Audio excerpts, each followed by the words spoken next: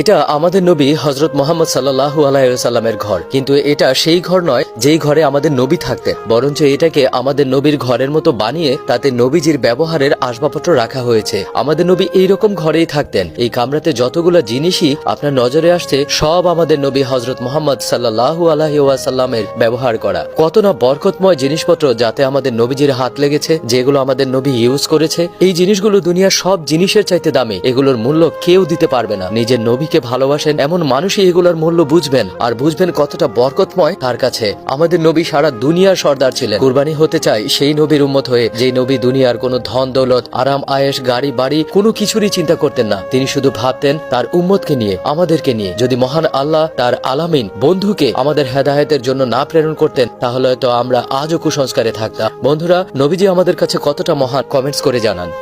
এটা আমাদের নবী হযরত মুহাম্মদ সাল্লাল্লাহু আলাইহি ওয়াসাল্লামের ঘর, কিন্তু এটা সেই ঘর নয় যেই ঘরে আমাদের নবী থাকতেন, বরঞ্চ এটাকে আমাদের নবীর ঘরের মতো বানিয়ে তাতে নবীজির ব্যবহারের আসবাবপত্র রাখা হয়েছে। আমাদের নবী এইরকম ঘরেই থাকতেন। এই কামরাতে যতগুলো জিনিসই আপনার নজরে আসছে সব আমাদের নবী হযরত মুহাম্মদ সাল্লাল্লাহু আলাইহি ওয়াসাল্লামের ব্যবহার করা। কত না বরকতময় জিনিসপত্র যাতে আমাদের নবীজির হাত লেগেছে, যেগুলো আমাদের নবী ইউজ করেছে। এই জিনিসগুলো দুনিয়ার সব জিনিসের চাইতে দামি, এগুলোর মূল্য কেউ দিতে পারবে না। নিজের নবীকে ভালোবাসেন এমন মানুষই এগুলোর মূল্য বুঝবেন, আর বুঝবেন কতটা বরকতময় তার কাছে। আমাদের নবী সারা দুনিয়ার সর্দার ছিলেন। কুরবানি হতে চাই সেই নবীর উম্মত হয়ে, যে নবী দুনিয়ার কোনো ধন দৌলত, আরাম আয়েশ, গাড়ি বাড়ি কোনো কিছুরই চিন্তা করতেন না। তিনি শুধু ভাবতেন তার উম্মতকে নিয়ে, আমাদেরকে নিয়ে। যদি মহান আল্লাহ তার আলামিন বন্ধুকে আমাদের হেদায়েতের জন্য না প্রেরণ করতেন, তাহলে হয়তো আমরা আজও কুসংস্কারে থাকতাম। বন্ধুরা, নবীজি আমাদের কাছে কতটা মহান, কমেন্টস করে জানান।